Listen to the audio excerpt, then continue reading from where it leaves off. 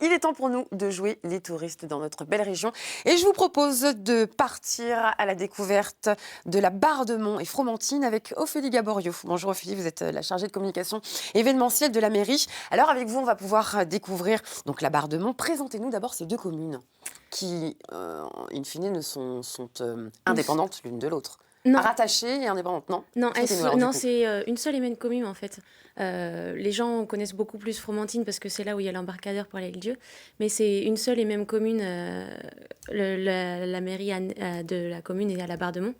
Et en fait, c'est une petite anecdote. C'est un maire qui a été élu, qui a voulu rendre la commune libre de Fromentine à une certaine période, mais il n'a pas pu rendre cette commune libre parce qu'il n'y avait pas de cimetière. Et c'est pour ça qu'elle n'a pas été indépendante D'accord. et que c'est une seule et même commune actuellement. Donc on peut aller se promener au bord de mer, mais aussi dans la forêt, notamment la forêt de Pays-de-Mont. Tout à fait. C'est vrai qu'on a une belle forêt qui est assez vaste, hein, qui va jusqu'à Saint-Hilaire-de-Rayé, et ça représente 680 hectares sur la commune. On se croirait presque en Amazonie, là. Quand on regarde sur ce plan-là, on se croirait presque vraiment sur un autre continent, hein. C'est extraordinaire. Oui, tout à fait. Et puis là, on peut voir, là, c'est le Pet de la Blette, donc on a une vue vraiment imprenable sur toute la forêt, et c'est vraiment très sympa.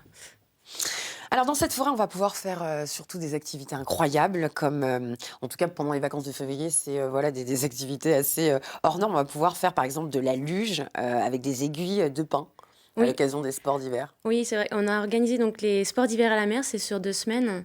Et comme vous l'avez dit, on fait de la luge sur aiguille de pin, comme on peut voir à l'image. Et donc c'est un concept qu'on a repris en fait dans les années 70. C'était déjà pratiqué sur la commune par les habitants. Et donc voilà. Voilà, Donc on le fait en famille, avec, voilà, avec les enfants. Et on peut faire également des jeux de piste. oui, alors pendant cette période-là, on propose vraiment beaucoup d'activités. On a importé en fait un peu les activités dites de montagne, mais à la mer, comme la luge, mais on fait aussi plein d'autres choses, mais plus côté plage, comme des chiens de traîneau et aussi des randonnées en raquettes à neige. Les sports d'hiver à la mer, depuis combien de temps ça existe? Ça existe depuis 2010. En fait, c'était pour faire venir les touristes et les visiteurs sur une période un peu plus creuse comme février et la Toussaint. Et Bon, là, qu'on voit, on peut même faire des balades avec des chiens de traîneau. oui, alors c'est avec C'est une génial. association qui est basée à Soulan, en Vendée, association Chien Nordique de Vendée. Et on peut pratiquer donc des chiens de traîneau. Donc là, on voit un quad qui est tiré par les chiens. Mais c'est bien sûr un quad sans moteur, hein, sinon les chiens ne serviraient pas à Il faut grand-chose. réserver. Oui, c'est sur Ouais. réservation uniquement, surtout pour les chiens de traîneau. C'est très important de réserver parce que c'est très très prisé comme produit. Autre activité à faire, les raquettes de sable.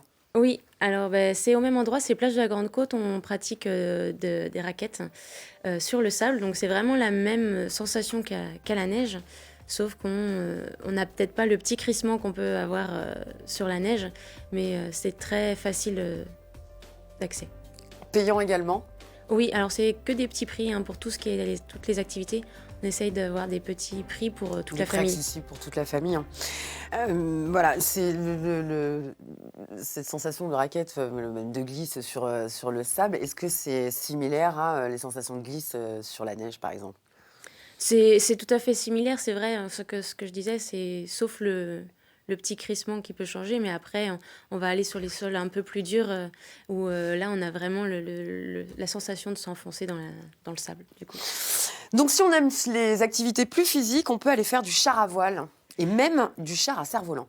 Oui, alors sur cette plage-là, c'est vrai qu'on a la rencontre entre les activités un peu insolites et les pratiques habituelles avec du char à voile, du cerf-volant. C'est aussi un spot de kitesurf pour la plage de la Grande Côte. Et pendant les vacances de février, on propose des tarifs promo, surtout sur le char à voile pour les enfants. Comment est venue cette idée, voilà, de faire des sports d'hiver à la mer? C'est ce que je disais, oui, tout à l'heure. En fait, l'objectif, c'était de faire venir les gens sur la commune pendant une période plus creuse. Et donc, au début, on s'est dit, ah, les sports d'hiver à la mer. Donc, c'était pour promouvoir les activités nautiques, principalement. Et puis, un jour, il y a eu un déclic et on s'est dit, bah, pourquoi on n'irait pas au bout du concept et apporter les activités dites de montagne, mais à la mer. Qui est à l'origine de cette Alors, c'est le idée? service tourisme et sport de la mairie. qui a été à l'origine de cette initiative. Alors, on peut faire également de la dégustation dans un coin qui ferait presque penser, c'est un peu le Cap Ferret des Pays de la Loire. On poursuit notre chemin du côté des ostréiculteurs. Oui, c'est vrai qu'on a une activité ostréicole sur la commune, au chemin des ostréiculteurs. C'est dans les années 45-50 où l'exploitation s'est développée. Il y a une partie des exploitants qui sont arrivés de Charente-Maritime parce que leur bassin était saturé et ils sont venus s'installer ici. Et là, on va pouvoir le voir sur les images. On a vraiment l'impression d'être au Cap Ferret. C'est un peu pour moi le Cap Ferret des Pays de la Loire. C'est un bon compliment. Oui, je pense. On va faire un petit tour du côté du Pont-Neuf. À quelques kilomètres du Pont-Neuf, on peut se promener également le long des pêcheries, de la zone naturelle du Porto. Oui, alors on a une zone qui a été réaménagée en 2016 où l'objectif c'était de restaurer l'écluse du Porto et la volonté était de valoriser le patrimoine architectural et naturel de la commune et en invitant un peu les touristes à s'y promener et à s'y détendre. Donc il y a une zone pour les enfants, une aire de pique-nique et on voit aussi donc des pêcheries. C'est vraiment une magnifique vue sur le marais. Et depuis 2017, on a installé une pêcherie en tant que base canoë paddle, où donc en juillet et août, vous pouvez faire du canoë paddle dans le marais et c'est vraiment une activité très sympa. Éric, je vois que vous acquiesciez. Ah oui, bien sûr. Oui, alors, je ne sais pas si ça existe toujours. Il y avait une belle héronière dans la forêt, organisée avec la Ligue de protection des oiseaux pour observer les hérons. Je ne sais pas si ça existe toujours. Non. Je ne sais pas. Ouais. Et le Davio sur votre commune? Toujours là, d'accord, oui, bien sûr. Très bien. Alors. À faire le Davio, très beau musée, qui était en rénovation, qui a rouvert il y a peu de temps. Qui a rouvert en 2017, oui. Exact. On va en parler dans quelques instants, mais avant ça, je vous propose on peut parfaire notre culture également en faisant un petit tour au musée. Du Davio. Exactement. Ouais, c'est vrai que c'est une porte ouverte sur le marais breton-vendéen. Donc il y a une partie scénographique qui a été totalement réaménagée en 2017, qui est vraiment très sympa, où on est vraiment accueillis par les habitants du marais. Et c'est un outil qui permet de découvrir le marais et de son fonctionnement, ses origines, et aussi de découvrir l'histoire de ceux et celles qui l'habitent. Un musée qui est accessible tout au long de l'année ? Oui, alors là, ça rouvre au 10 février. Donc, c'est uniquement la partie intérieure qui est ouverte. Et après, au printemps et à l'été, il y a la partie extérieure qui est ouverte avec notamment la découverte des animaux, de la faune, la flore locale et aussi les traditions, les bourrines. Régis, vous connaissiez ? Pas du tout. Pas du tout ? Non, mais je découvre et franchement, ça donne envie. Ronan ? Oui, pas du tout également, mais effectivement, on en parlait tout à l'heure, ça donne envie, ouais.